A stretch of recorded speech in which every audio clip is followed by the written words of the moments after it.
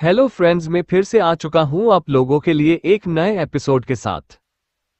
तो hello guys, मैं हूं राज और आप लोग देख रहे हैं राज द स्टोरी। तो आज का वीडियो शुरू करने से पहले मैं आप लोगों को बता दूं, अगर आप लोग चैनल पर नए आए हो तो प्लीज़ चैनल को लाइक, सब्सक्राइब एंड कमेंट जरूर कर देना। तो शुरू करते हैं आज का स्टोरी, तब तक के लिए बाय बाय। CH-192 अद्विका पहुंची शंभाला। शौर्य रात को अपने कमरे में अद्विका के साथ उसकी बाहों में कसकर लिपट कर सो गया था। अद्विका भी उसे अपने करीब पाकर बेहद खुश थी और ये खुशी उसके चेहरे से साफ दिखाई दे रही थी। तभी विला का गेट खुला, फिर ऋषिका और विराज अंदर आए गए। विराज के पीछे अपने इंसानी रूप में रक्त सम्राज्ञी मटकते हुए चल रही थी। उसकी चाल किसी को भी उसका दीवाना बनाने के लिए काफी थी। इसीलिए इशिका ने विराज के हाथों को कसके पकड़ रखा था। विला में दाखिल होते ही रक्त सम्राज्ञी एक रोशनी के किरण में बदल गई और शौर्य के कमरे में जाने लगी। तभी उसे दरवाजे पर ही सिस्टम और चंद्रहास ने रोक दिया। उन्हें देख रक्त सम्राज्ञी मुस्कुराए और उनके साथ छत पर चली गई। दूसरे दिन सुबह शौर्य अपनी नींद से जाग गया और उसने अपने बगल में देखा तो पाया कि बेड के ऊपर बड़ा सूटकेस रखा था और अद्विका अपने पसंद के कपड़े निकालकर उसमें भरे जा रही थी। शौर्य ने ये देखा और उससे पूछा, क्या हुआ अद्विका, कहीं जा रही हो क्या तुम? शौर्य के सवाल पर अद्विका ने अपने दोनों हाथ कमर पर रखे और उसकी ओर देखते हुए बोली, हाँ पर मैं जा नहीं रही, मैं तुम्हारे साथ शंभाला आ रही हूँ। मुझे तुम्हारे साथ शंभाला आना है। ये सुनकर शौर्य की आंखें शौक से बड़ी हो गई। तभी अद्विका उसे देखकर बोली, अगर तुम मुझे लेकर नहीं जाओगे तो मैं तुमसे मिलने शंभाला को ढूंढते हुए पहुंच ही जाऊंगी। ये सुनकर शौर्य ने अपना सिर झुका के नाराजगी से सिर हिला दिया। उसे अच्छे से पता था कि वह अद्विका को अब मना नहीं कर सकता है। उसने उसे शंभाला के बारे में कल शाम को ही बातों बातों में बता दिया था। शौर्य अपने बिस्तर से उठकर नहाने चला गया। उसके बाद कपड़े पहनकर तैयार होकर वह अद्विका को लेकर नीचे हॉल में आ गया। हॉल के अंदर जामवाल दादाजी और विराज और इशिका बैठे थे। दूसरी तरफ तीनों सीईओ बैठी थी। शौर्य ने सभी को देखा और बोला, मैं और अद्विका 1 महीने तक बाहर जा रहे हैं।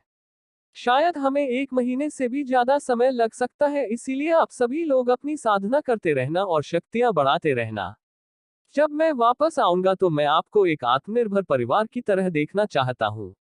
शौर्य की बात सुन के सभी लोग उसे देखकर खुशी से हाँ में अपना सिर हिला देते हैं।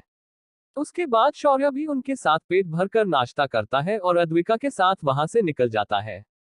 शौर्य ने बाहर आते ही अद्विका को कमर से पकड़ा और आसमान में उड़ गया। अद्विका शौर्य से किसी छोटे बच्चे की तरह लिपटी हुई थी और उसके गोद में कनक भी बैठी हुई थी।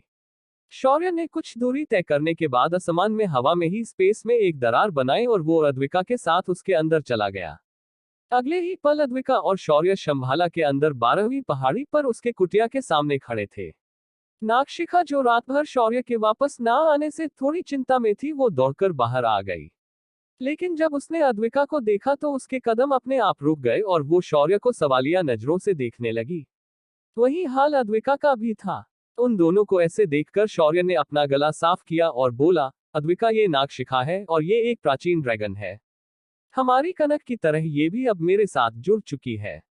शौर्य की बात सुनकर अद्विका ने एक गहरी सांस ली। तभी कनक उसके हाथ से उतरकर अपने इंसानी रूप में आ गई और नागशिखा के सामने खड़ी हो गई।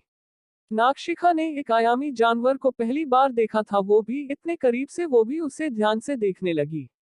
तभी शौर्य नागशिखा से कहता है, नागशिखा, ये कनक है तुम्हारी तरह, ये भी एक आध्यात्मिक जीव है और ये मेरी पत्नी अद्विका है, ये दोनों आज से यही रहेगी। ये सुनकर नागशिखा ने अद्विका को झुककर प्रणाम किया। अद्विका ने भी मुस्कुराकर उसका अभिवादन किया। उसके बाद शौर्य अद्विका को पहाड़ी के आसपास की जगहों को दिखाने ले गया। इधर कनक नागशिखा के साथ पहाड़ी पर घूमने चली गई। टहलते हुए शौर्य ने अद्विका को सारी बातें ध्यान से समझा दी। पहाड़ी के ऊपर जब अद्विका ने शौर्य की बुलेट को देखा तो उसने उत्सुकता से शौर्य को उसे चलाने की जिद की। शौर्य ने भी उसके जिद का मान रखते हुए अद्विका को सबसे पहले यहाँ पहने जाने वाले पारंपरिक वेश धारण करने के लिए कहा। फिर शौर्य ने उसे बुलेट सौंप दी और वह खुद उसके पीछे बैठ गया। अद्विका ने बुलेट को स्टार्ट किया और उसे पहले धीरे धीरे पहाड़ से नीचे लेकर आए, फिर अगले ही पल उसने बुलेट की रफ्तार तेज कर दी और उसे पहाड़ियों के बीच बने रास्ते पर दौड़ाने लगी। आयाम के अंदर पहली बार एक लड़की को ऐसी गाड़ी चलाते हुए देखकर हर कोई हैरानी से इस जोड़ी को देख रहा था। जब लोगों ने अद्विका की खूबसूरती देखी तो वो लोग और भी ज्यादा हैरान हो गए। हर कोई जानना चाहता था कि ये बला आखिर कौन है। जब शौर्य दूसरी पहाड़ी पर पहुंचा तो अद्विका ने गाड़ी को गुरुकुल के सामने घोड़ागाड़ियों के रुकने की जगह पर बुलेट को छोड़ दिया। शौर्य अद्विका के हाथों में हाथ डालकर गुरुकुल के अंदर प्रवेश करता है।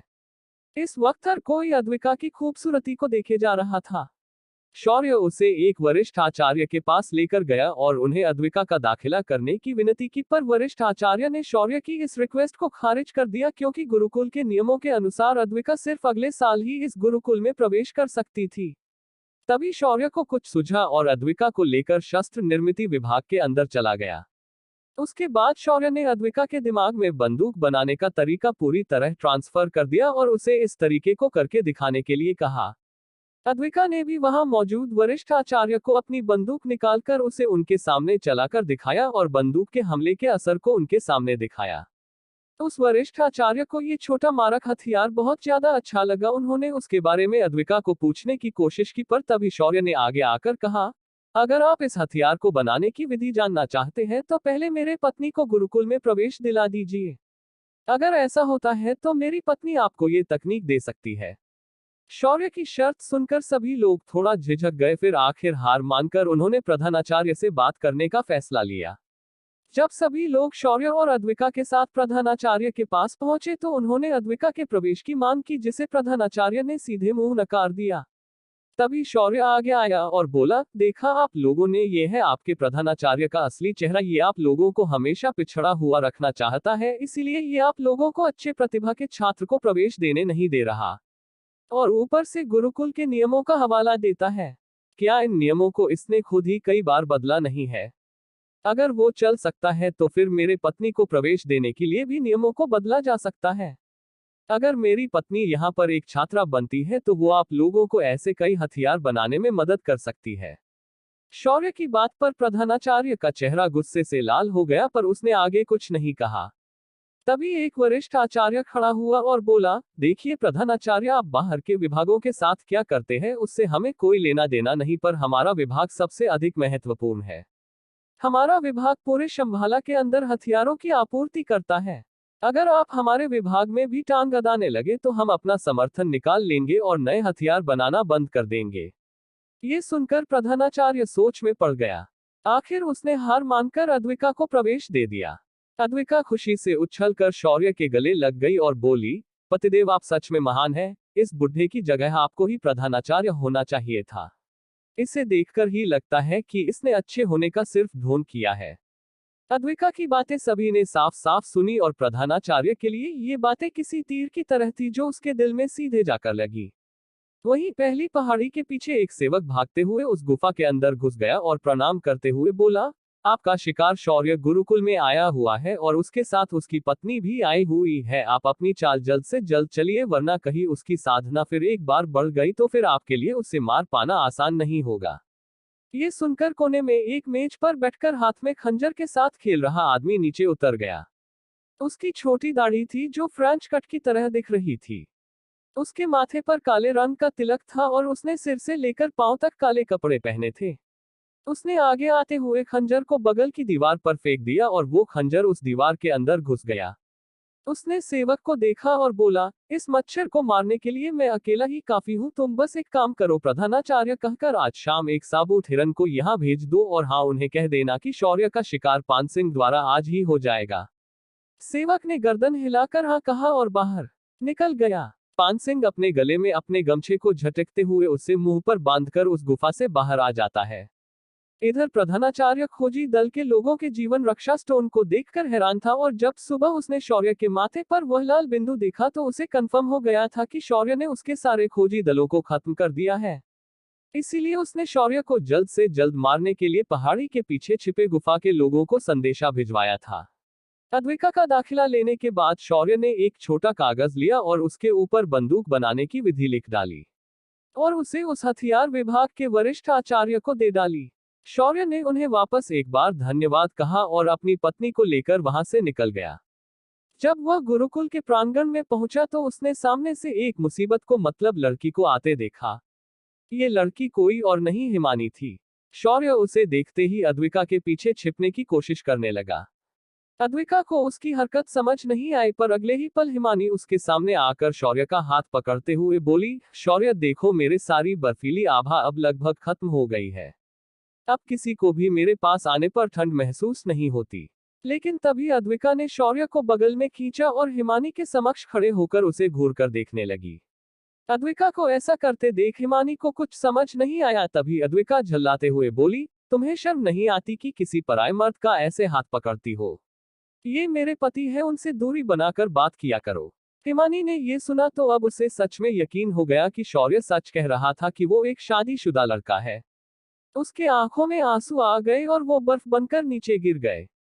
शौर्य ने उसे शांति से देखा और कहा, हिमानी तुम एक अच्छी लड़की हो, पर मैं पहले ही किसी और का हो चुका हूं, तो तुम्हारा मैं हो नहीं सकता। ये सुनकर हिमानी ने अपनी नजरें झुका ली। तभी शौर्य आगे बोला, हाँ, पर मैं तुम्हारा अच्छा दोस्त बन सकता हूं, तो बेझिझक तुम मुझसे मिलने मेरी पहाड़ी पर आ सकती हो। लेकिन तभी अद्विका टोकते हुए बोली, वो भी सिर्फ दिन में, रात में नहीं। ये सुनकर हिमानी के चेहरे पर मुस्कुराहट आ गई। उसने अद्विका से गले लगकर उसकी माफी मांगी। जब वो तीनों बातों में व्यस्त थे तभी आसमान से शौर्य की तरफ एक चाकू उड़ते हुए आया। शौर्य इस बार सतर्क नहीं था और वो चाकू सीधे आकर उसके कंधे से टकरा गया और वो कई टुकड़ों में बंट गया। शौर्य ने जब इसे देखा तो उसने तुरंत मुड़कर देखा तो पाया कि एक काले लिबास पहना आदमी उसकी ओर हैरानी से देख रहा है। आदमी आगे कुछ करता उसके पहले ही शौर्य ने एक हाथ से अद्विका और दूसरे हाथ से हिमानी को कमर से पकड़ा और उछलकर पास के पेड़ के पीछे छुप गया। उसने उन दोनों को वहीं छुपे रहने के लिए कहा, फिर अपने हाथ से उन दोनों के आसपास एक कवच सेट कर दिया। शौर्य वापस अकेला मैदान में आ गया और उस आदमी को ललकारते हुए बोला, बाहर आकर ऐसे चुपके से वार करने वाला मर्द नहीं होता। ये सुनकर पानसिंह का गुस्सा बढ़ गया और उसने 2 और खंजर अपने बगल से निकाले और उन्हें शौर्य की ओर फेंक दिया। पर दोनों वार खाली गए। शौर्य ने एक खंजर उठाया और पानसिंह की तरफ वापस फेंक दिया। खंजर इतनी तेजी से गया कि जब वह पानसिंह के बगल के पेड़ की टहनी में ऐसा धंस गया कि टहनी के बीच एक बड़ा छेद हो गया। पानसिंह इसे देखकर सारी हिम्मत हार गया और वहां से भागने के बारे में सोचने लगा। तभी शौर्य ने उस पेड़ के नीचे की जमीन को अपनी शक्ति से हिलाना शुरू किया, जिस वजह से पानसिंह का बैलेंस बिगड़ गया और वो नीचे गिर गया। पानसिंह ने तुरंत खुद को संभाला और तेजी से दौड़ते हुए उस पेड़ की तरफ जाने लगा जहां अद्विका और हिमानी थे। पर शौर्य उसे शांति से देखने लगा, वो अपनी जगह से बिल्कुल भी नहीं हिला। पानसिंह जैसे तैसे उछलते कूदते हुए उस जगह पहुंचा जहां हिमानी और अद्विका थे। जैसे ही उसकी नजर दोनों लड़कियों पर पड़ी, वो झपटकर उनके पास गया और अपने पीठ पर टंगी तलवार को निकालकर उनके ऊपर हमला कर दिया। एक तनत्कार की आवाज हुई और उसकी तलवार कई हिस्सों में टूट गई और उसके हाथों में तलवार की सिर्फ हैंडल बची रह गई थी। उसे उसकी आंखों पर यकीन नहीं हो रहा था कि उसका वार ऐसे कैसे उन लड़कियों पर नहीं हुआ। उसने फिर एक बार अपनी तलवार की हैंडल को फेंक दिया और उन पर झपट गया, पर अचानक वह एक अदृश्य दीवार से टकरा गया। उसकी टक्कर काफी खतरनाक थी। तब तक शौर्य धीरे धीरे आराम से उसके पास पहुंच गया था। उसने पानसिंह की उसके गिरेबान को पकड़कर उठा दिया। फिर उसने 2 झापड़ उसके गालों पर मारे और उसे उठाकर किसी गेंद की तरह पटक दिया।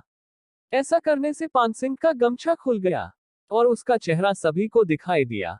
शौर्य ने अपने पीछे हाथ किया और रक्त सम्राज्ञी को बाहर निकाल दिया। शौर्य ने अपनी तलवार को हवा में पकड़ा और एक ही झटके से उसका सिर धड़ से अलग कर दिया। उसका लाइफ एसेंस तुरंत रक्त सम्राज्ञी ने सोख लिया। उसी वक्त गुरुकुल के बाहर की तरफ से कुछ रथ जैसे दिखने वाली गाड़ी को प्रांगण में आते हुए शौर्य ने देखा। इन रथों को खास तरीके से सजाया गया था और इनके ऊपर अलग अलग निशान के झंडे लगाए हुए थे। उन झंडों के ऊपर अलग अलग निशान बने हुए थे। अब कौन आया है गुरुकुल में? क्या शौर्य इनके साथ भी पंगे लेगा? कौन है ये आए हुए लोग? क्या ये यहाँ कुछ गड़बड़ करने वाले हैं?